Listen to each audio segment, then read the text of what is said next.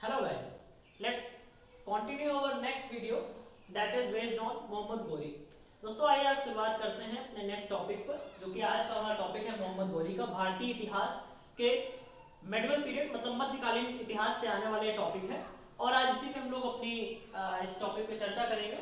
इससे पहले दोस्तों आपके मैं दो टॉपिक्स पर वीडियो अपनी आ चुकी हैं जो कि मध्यकालीन इतिहास से ही संबंधित हैं। एक तो मोहम्मद बिन कासिम जो कि पहला अरब सफल शासक था जिसने आक्रमण किया भारत पर और सफल हुआ, और दूसरा दोस्तों आपका महमूद गजनवी। इन दो टॉपिक्स पर बात कर चुके हैं। अब आते हैं अपने तीसरे टॉपिक की तरफ जो कि है अपना मोहम्मद गौरी, और इसी पे आज की हम चर्चा करने वाले हैं। इसलिए मेरे साथ बने रहिएगा अंत तक। और यदि आपको लगता है कि जो भी मैंने आपको डेटा प्रोवाइड कराया है, जो भी एक एक कॉपी और पेन अपने हाथ में रखिए और उससे नोट्स जरूर बनाते चलिए, क्योंकि यहाँ से इतना पढ़ने के बाद फिर आप किसी भी एग्जामिनेशन को अपने आप जज करके देखिएगा। मुझ पर विश्वास मत करिए, आप अपने आप जज करिए कि क्या वास्तव में ये आपके लिए हेल्पफुल है या नहीं। तो आइए शुरू करते हैं। दोस्तों बात करें मोहम्मद गौरी की, तो मोहम्मद गौरी महमूद गजनवी के बाद आने वाला शासक था भारत पर, इसने आक्रमण किया। और ये वास्तव में सबसे पहला प्रश्न जो मैं आपको बताना चाहूंगा, और यहां से स्टार लगा करके इन प्रश्नों को नोट करने की श्रृंखला आप शुरू करिए। पहला प्रश्न जो आपके लिए सबसे ज्यादा जरूरी है कि भारत में मुस्लिम साम्राज्य का वास्तविक संस्थापक आप यहां पे कह सकते हैं। यहां पर मैं आपको एक एडिट करूंगा कि वास्तविक संस्थापक किसे माना जाता है, तो मैं आपको बताना चाहूंगा कि मोहम्मद गौरी। पहला प्रश्न सीधा पूछा गया है कि ऐसा कौन सा शासक आया भारत में जिसे वास्तविक संस्थापक के तौर पे जाना जाता है मुस्लिम साम्राज्य के, तो वो है आपका मोहम्मद गौरी, जिसका समय 1175 ईस्वी से 1206 ईस्वी तक रहने वाला है। अब आपका मैं बताने वाला हूं दूसरा पॉइंट। 1100 दोस्तों इसका पहला हमला, पहला अटैक, फर्स्ट अटैक इसने जो किया वो दोस्तों मुल्तान पर किया था। जो इसका अटैक था वो करमाई जाति दोस्तों उस समय की थी, उसके विरुद्ध था इसका पहला अटैक जो इसने किया 1175 ईस्वी में। दूसरा प्रश्न आपका बनता है, दूसरा अटैक इसका होता है दोस्तों जो इसने गुजरात पर किया, और उस समय दोस्तों गुजरात का जो राजा हुआ करता था वो था मूल राज, जिसे हम भीम सेकंड के नाम से भी जानते हैं। ये सारे प्रश्न कहीं ना कहीं बने हैं। उसके बाद दोस्तों ये 1186 में भटिंडा पंजाब पर कब्जा करने के लिए वहां पर आक्रमण करता है, और वहां से आपको मैं बताऊंगा दोस्तों यहां पर अपने दो बहुत ही जरूरी भारतीय इतिहास के दो ऐसे लड़ाइयां, दो ऐसे युद्ध जो आपने अभी तक सुने हैं और अच्छे से आप उससे अवगत भी हैं, लेकिन आज मैं उसको कुछ इंटरेस्टिंग वे में आपको बताऊंगा। इसलिए आप विस्तार पूर्वक इस बात को समझिएगा और मेरे साथ बने जरूर रहिएगा। और अच्छा लगे तभी दोस्तों वीडियो को लाइक करके शेयर जरूर करिएगा, और भविष्य में ऐसी अपडेट्स के लिए चैनल को सब्सक्राइब करके बेल आइकन को जरूर टच करिएगा। अब आइए मैं आपको बताता हूँ दोस्तों 1186 में ये आ जाता है पंजाब के भटिंडा पर आक्रमण करता है, वहां पर अपना कब्जा कर लेता है, और वहीं से दोस्तों ये फिर प्रयासरत हो जाता है अपने अगले आक्रमण के लिए, जो कि 1191 ईस्वी में इसने तराइन पर किया। जैसे जिसे आप जानते हैं बैटल ऑफ तराइन, तराइन का पहला युद्ध, जिसमें दोस्तों मैं आपको बता दूं कि गौरी पराजित हो जाता है। और ये किसके अगेंस्ट था? ये आपका पृथ्वीराज चौहान के अगेंस्ट था। मैं आपको बताऊंगा, और यहां से ये बहुत ही इंटरेस्टिंग मैं आपको इसके बारे में आपको बताने वाला हूं, ध्यान दीजिएगा।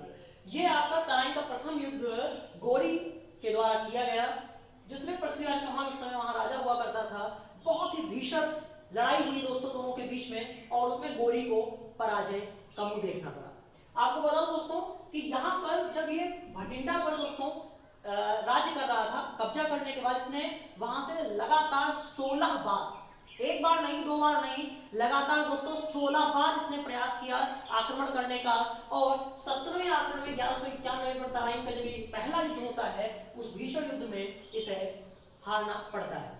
पृथ्वीराज चौहान दोस्तों, ये इसके बारे में बात अभी करेंगे हम लोग। पृथ्वीराज चौहान की ये लड़ाई होती है जिसमें गौरी हारता है, और उसके बाद पुनः दोस्तों 1192 ईस्वी में तराइन का दूसरा युद्ध होता है, जो पृथ्वीराज चौहान इसमें दोस्तों हार जाते हैं। अब मैं आपको बताऊं सबसे विस्तार पूर्वक यहां पर एक बात बताने वाला हूं दोस्तों।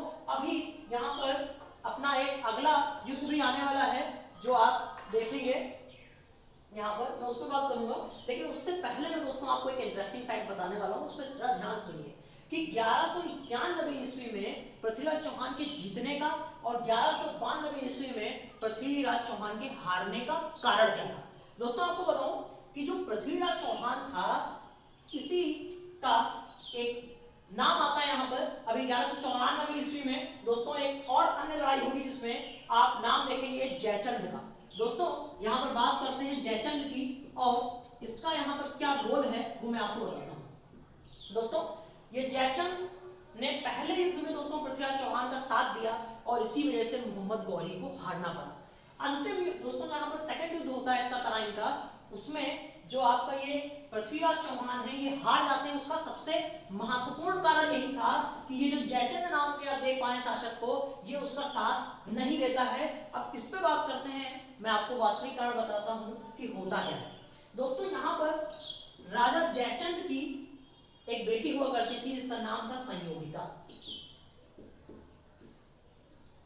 संयोगिता दोस्तों ये राजा जयचंद की बेटी हुआ करती थी और राजा जयचंद ने दोस्तों यहां पर संयोगिता के दोस्तों स्वयंवर का, मैं आपको बता दूं, स्वयंवर का दोस्तों यहां पर आयोजन किया था। जब स्वयंवर का आयोजन करते हैं वो, तो उसमें दोस्तों सबको इनवाइट करते हैं, सबको बुलाते हैं, लेकिन ये पृथ्वीराज चौहान को नहीं बुलाते हैं। और कारण क्या था दोस्तों, यहां पर ये पृथ्वीराज चौहान को न बुलाने पर पृथ्वीराज चौहान दोस्तों यहाँ पर राजा जयचंद के उसी आयोजित स्वयंवर में पहुंचते हैं और इनकी बेटी संयोगिता को, दोस्तों ये आपको बता दूं ये एक प्रेम विवाह था और यहाँ पर चूंकि पृथ्वीराज चौहान और संयोगिता दोनों आपस में चाहते थे शादी करना और इसीलिए संयोगिता को भी इसमें कोई आपत्ति नहीं थी और पृथ्वीराज चौहान जाते हैं उस स्वयंवर में और संयोगिता को अपने साथ लिवा लाते हैं। तो दोस्तों इसी बात पर जो राजा जयचंद है दोस्तों ये इससे नाराज हो जाता है और जब अगला युद्ध होता है 1192 ईस्वी में, that was known as Tarain battle of second आप कह सकते हैं कि बैटल का जो सेकंड युद्ध हुआ था तराइन का, उसमें दोस्तों वो उसका साथ नहीं देता है और यहाँ पर हार का सामना इस बार करना पड़ता है पृथ्वीराज चौहान को। ये तो बात हो गई दोस्तों उसकी। अब मैं आपको बताऊं कि ये उसके बाद इसका प्रभाव क्या निकल के आते हैं, तो प्रभाव के तौर पे आप समझिए दिल्ली और जो अजमेर था उन दोनों पर दोस्तों अधिकार हो जाता है किसका, मोहम्मद गोरी का।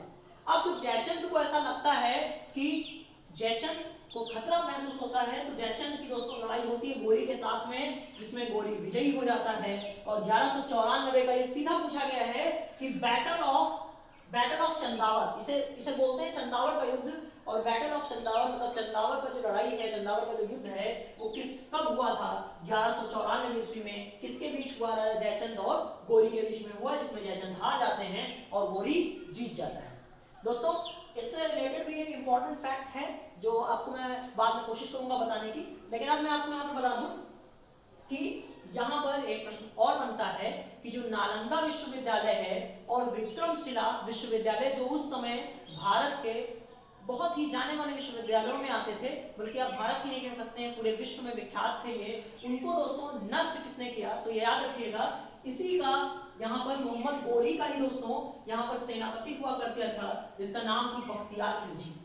ये सेनापति था मोहम्मद गोरी का जिसने नालंदा विश्वविद्यालय और विक्रमशिला विश्वविद्यालय दोनों को नष्ट कर दिया था।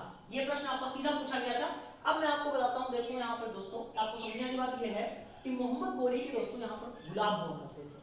3 गुलाम यहाँ पर नाम आप देखेंगे, कुतुबुद्दीन ऐबक का जो आगे चलकर भविष्य में अभी इसके बाद जो अपना नेक्स्ट टॉपिक है दिल्ली सल्तनत है।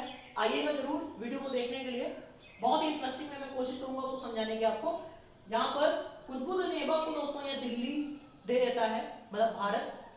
यलदौज जो उसका दूसरा गुलाम हुआ करता था उसे गजनी का शासक बना देता है और कवाची तो इसका तीसरा उसे अफगानिस्तान मतलब काबुल और कंधार का राज्य सौंप करके दोस्तों ऐसा कहा जाता है कि ये वापस जाने लगता है।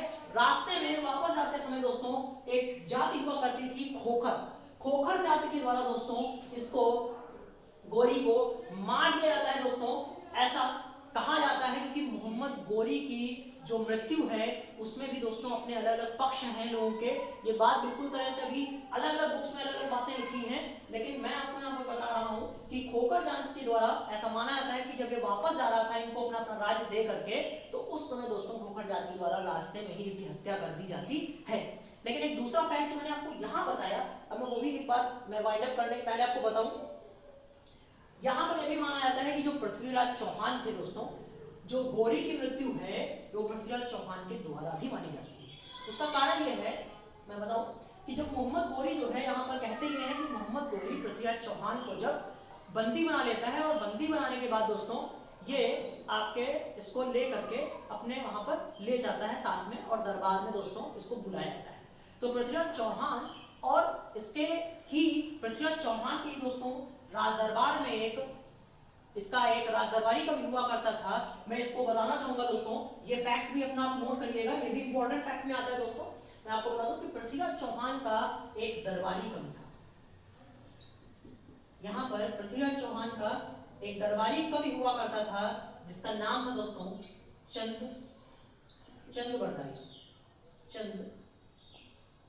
चंद बरदाई हुआ करता था। और चंद बरदाई मैं आपको इसलिए बता रहा हूं कि एक सीधा सा एक प्रश्न और बना है कि पृथ्वीराज रासो ये सीधा आपसे पूछा गया एक नंबर में कि पृथ्वीराज रासो किसकी रचना है, तो याद रखिएगा इसी चंद्रबरदाई की दोस्तों रचना है पृथ्वीराज रासो।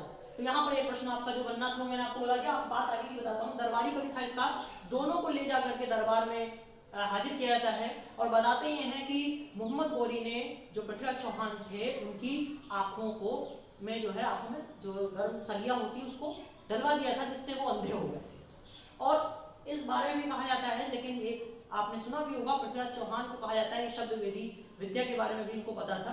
तो ये कहते हैं कि चंद्रबरदाई और ये दोनों उसी दरबार में होते हैं, और चंद्रबरदाई जो है कुछ शब्द कहता है जिसको सुन करके जो पृथ्वीराज चौहान है वो सीधे जो है धनुष ले करके और निशाना पहले कबूतर की तरफ लगाते हैं, उसके बाद वहां पर सिंहासन पर ऊपर बैठा होता है मोहम्मद गौरी, वो धनुष अपना उसकी तरफ घुमा देते हैं और धनुष जाकर सीधे मोहम्मद गौरी को लगता है उसकी मृत्यु हो जाती है। और उसके बाद चंद्रबरदाई और आपस में पृथ्वीराज चौहान दोनों एक दूसरे को भी दरबार में खत्म कर देते हैं। तो दोस्तों मोहम्मद गौरी के मृत्यु के बारे में अलग अलग संबंध पूछे गए हैं, अलग अलग बातें हैं, लेकिन आपसे इससे कोई संबंध नहीं है। आपसे एक बात नहीं पूछी जाएगी, आपसे जो बात पूछी जाएगी वो सीधी सी ही पूछी होगी कि मोहम्मद गौरी की मृत्यु कब हुई, तो आपको ये ध्यान रखना है 1206 ईस्वी में हुई है। तो दोस्तों यहाँ पर ये जितने भी फैक्ट्स मैंने बताए हैं, मैं आपसे 100% श्योरिटी के साथ बोल सकता हूँ कि इससे बाहर आपका एक भी प्रश्न किसी भी परीक्षा में नहीं बनेगा। और जैसा कि आप उत्तर प्रदेश पुलिस के साथ अगर तैयारी कर रहे हैं तो यकीन मानिए मेरे साथ जुड़िए, मैं आपको टॉपिक वाइज जितने भी पॉइंट्स हैं आपके वो मेरे साथ बने रहेंगे, आपको कोई दिक्कत नहीं होगी। ये बिल्कुल फ्री ऑफ कॉस्ट है, आप इसको एक बार स्क्रीनशॉट ले सकते हैं। और अगर आप चाहते हैं कि इसका मैं आपको एक बार आपको अगर लगता है कि ये नोट्स प्रॉपर हैं, ऑथेंटिक हैं, आपके लिए हेल्पफुल हैं, तो आप टेलीग्राम ग्रुप का लिंक है वहाँ पे आप ज्वाइन करिए। मैं इसका आपको जो भी पीडीएफ फॉर्मेट है वो प्रोवाइड करा दूंगा, आप उससे भी नोट्स बना सकते हैं। तो दोस्तों एक बार इसका स्क्रीनशॉट ले लीजिए और बहुत बहुत धन्यवाद मेरे साथ बने रहने के लिए। Bye bye.